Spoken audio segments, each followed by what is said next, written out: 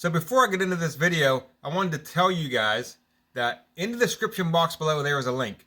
So if you drive truck or you're looking to get into truck driving and want to come to Melton, go into the description box and click that link. It'll take you over to an application. You can fill the application out and come drive from Melton. So yeah, in the description box is a link. Just click that link. That'll work for you. Helps me out a little bit. And thanks for watching. Let's get into this video. It's Monday evening and I'm on home time. We're getting near the end of home time. I got a couple more days off. And I just spent the day going over the truck, pretty much rearranging everything. Not rearranging everything, but moving some stuff around and getting stuff where it's more easy or more convenient, makes more sense. So we spent the day doing that, and I went through bungees today, got rid of a bunch of dry rotted bungees. But anyways, I figured since I was doing all this stuff, I would do how I got my truck set up for all my securement, all my tarps, all my chains, my binders, everything. Edge protectors, how I got everything set up. So that's what we did, or that's what we're going to do. We're going to do a video. I'm going to go open my side boxes, my tarp boxes, my chain box. We're going to go everything I got for securement and how I got it situated on my truck. So enjoy this video and we'll go from there. So we will just start on the driver's side and then work our way around the whole truck. So we're going to go to the side box. We'll start here in my side box. We've got, this is about, I don't know, not quite half, probably less than half of the straps that I got. 4-inch straps. I got 1, 2, 3, 4. And there's 5, 6, 7, 8, and then there's one up on top. I got 9 4-inch straps on this side, and then I got WD-40. I try to carry WD-40 with me all the time. I'll tell you about that in a second. I got one of these locks for on my trailer. So if I disconnect the bobtail, I put this on, and I also put a kingpin lock on it. That way, no one can take my trailer. I got some anti-gel, diesel anti-gel back there. Hopefully, we're done with that for the year, considering what time of year it is. I got some 1-inch straps and some 1-inch ratchets in that bag. And then I got cardboard edge protectors. Anytime I go to a terminal, I pick up a bunch of these. They got a big box of them, and I got like 30 of them in here. I got some back in there. I got a bunch up here, and I got some on the other side. So I try to keep like 30, just because. Mainly for repowers, but you don't know when you're repowering, so it doesn't really work out. Then for over dimensions or oversized loads, I got a bunch of flags here. And I got my oversized banners, 2 of them back there. And then tie-down bars. I got 2 tie-down bars. So this is the one that Melton gave me. It's got the big square head for tying down binders, or the snap safety binders that we got. And then I got this one. This was mine that I bought a long time ago, about 10, 15 years ago. And I repainted it. And it don't have this head on it, so it makes it a lot shorter, more compact. And I use that when I'm just putting straps on. I only pull this bar out when I'm doing chains, and then this bar when I'm doing straps. So we are on the passenger side now, and this is what we got on the passenger side in the side box. This is the remainder of my 4-inch straps, and I don't even know how many is in here. We'll count them real quick. We got 1, 2, 3, 4, 5, 6, 7, 8, 9, 10, 11, 12, 13, 14. That one up on there would make 15, but it's got a cut in it, so I got to exchange that. I think there's one laying back there, which makes 16. And then back in the back, and I don't know if you can see that or not. No, you can't. I got 4 2-inch ratchet binders and 4 2-inch straps, but they're hidden back in the back. I also got a jug for washer fluid. I'm out of it now. I got to get it refilled. I got some more cardboard edge protectors over here. I got a roll of duct tape, and I got a box of nails, and that's for making V-boards. I don't rarely use it, but that's what I got. That's on this side. I also have a winder. This is the winder that Melton issues. It's a basic little winder, and it beats rolling them by hand. So even though it is kind of cheap, it does beat rolling it by hand. And that is what is in the passenger side of my side box. So now we go to the tarp box. This is where everything goes. So this thing is cluttered because I got a lot of stuff in here, and you can see everything that I got.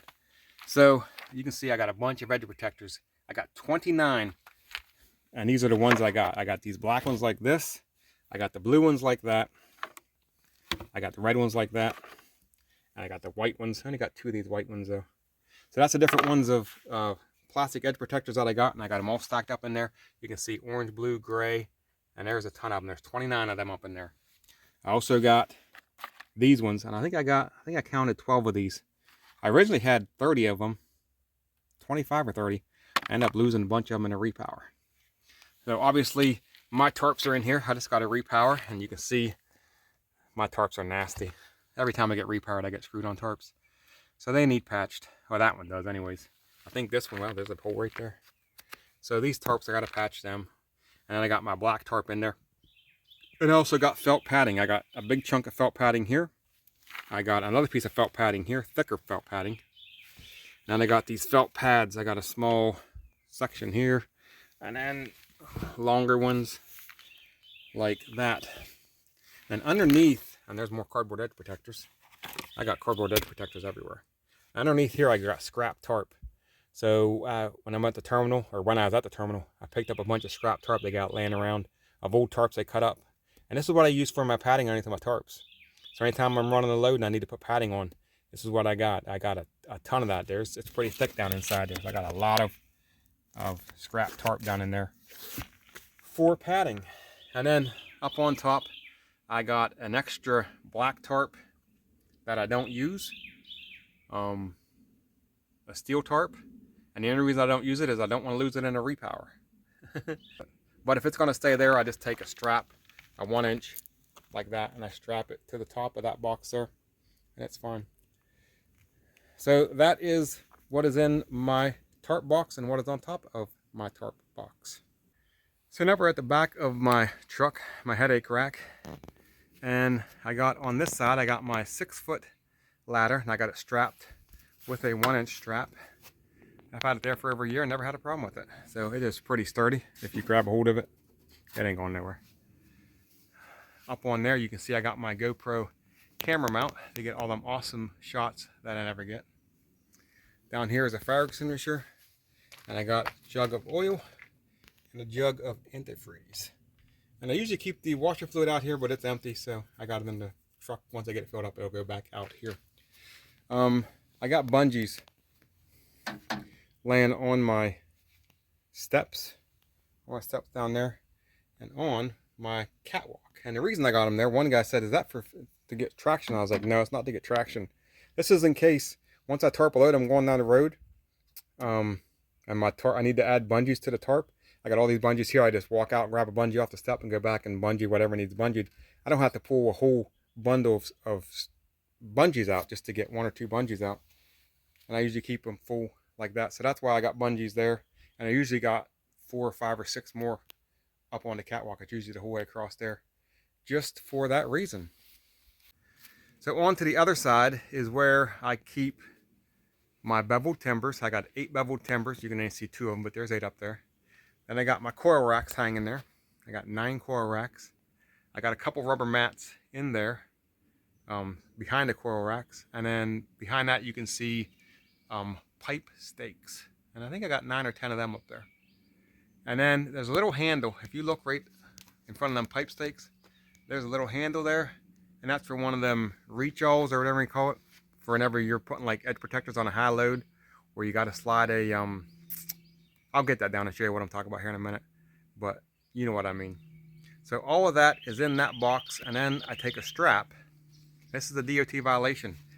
You have to use at least a 1-inch strap on this, not a bungee. I see a lot of people have bungees. That's a DOT violation. But you also have to have edge protection on that strap. If you got a strap on there and no got edge protection, it's a DOT violation. So 2 edge protectors. I found them at a job site somewhere. I picked them up. And then a 1-inch strap keeps that all good there, and that's no DOT violation. Okay, let's talk about some bungees. So before we talk about bungees, I want to tell you why I carry WD-40 on my truck, and that is for this right here. These 1-inch ratchet straps, that 1-inch ratchet strap, and the 1-inch ratchet strap on my ladder. Also, I got the extra ratchet straps, the 1-inch ones I showed you inside my box, and I'll use them on the trailer if I try to put dunnage on the landing gear. So again, you got to use a 1-inch strap or some kind of strap on the landing gear. You just can't throw that stuff on there and put a bungee on it. That's a DOT violation.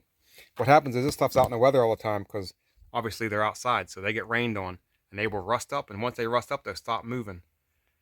So I use WD-40 to squirt them down and get them working again, because it sucks going up there, especially in the wintertime, and they're rusted and you can't get them off, or they're having trouble getting them off and your fingers are frozen and all that stuff. So I carry WD-40, and about every couple months or every couple weeks I squirt them down, and they stay pretty good. So the last thing we got with this headache rack, I didn't show you this, is chains and binders, and that's in that door right there. Let me see, show you what I mean. So let me get up here first. I should have got up here. Open this door, and that is my chains and my binders, and then up on top is my metal edge protection, and then I got a 2-inch strap or a 2-inch binder and a ratchet up there. And I think I got maybe not, I think there's edge protection down there, corporate edge protectors. But that's my chains, my binders, and my metal edge protectors are in this box. So we're saving the best for last, and that is where I keep all my bungees at. One last thing, up there behind that camera mount, there's a little cubby hole or whatever, and I got like 5 or 6 rubber mats, because obviously 5 rubber mats ain't gonna be enough. I think I got like 11 or 12 rubber mats total. There's 5 or 6 up there, and there's 4 or 5 in with my bevel timbers and stuff. Just wanted to point that out, that I got more than 5 mats. There's a bunch of them up on top behind that camera mount. So anyways, bungees. A lot of people put their bungees on them little hooks right there, and that's fine. Or they'll hang them on the where the bevel timbers are, over there, and that's fine also. There's nothing wrong with that. I used to hang them when I used to drive before. I used to hang them off of this thing that is hung down in here, and never had a problem with them like that when I used to run flatbed back in the day. But this is where I put them at now, up behind here. And you can see, if we can get that, I built a little rack and I hang them up there, and then I got a bungee that comes around and hooks. Actually, it comes around, it's supposed to come around and hook to the ladder, but I got a hook there for now. And that's where I keep my bungees. I got bundles of 25, and I think I got 4 bundles of 25, so that's 100 bungees right there. And then above my tarp box on the passenger side, I just built a rack, the same thing. I can see if we can get this, but there's a rack there, and I got bungees for a month. There's 150 bungees there. I got 250 bungees.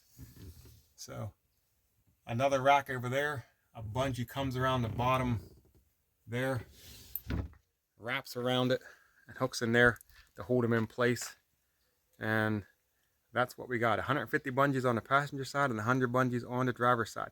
Every time I go to the terminal, I've been to Birmingham the last 2 times, I go in and I grab a ton of them. And I got a ton of them. That's where I keep my bungees at. So this is the last thing I want to talk about. I picked this up off of Amazon for like 50 bucks, 60 bucks, something like that. I don't remember what it was. But this is one of those reach alls, or whatever you want to call them. And it's for putting edge protectors up on a high load, or if you're sliding a strap and you need to do like a belly strap or something, you're going to stride underneath of it. This thing extends out to 8 feet. I got it extended right now, so it'll reach out there a ways. And the only downfall to this one is the head screws on. And when I first got it, I put it up with them pipe stakes. And what happened was, I was going down the road, and this thing actually unscrewed. And I stopped, and I just happened to look up there.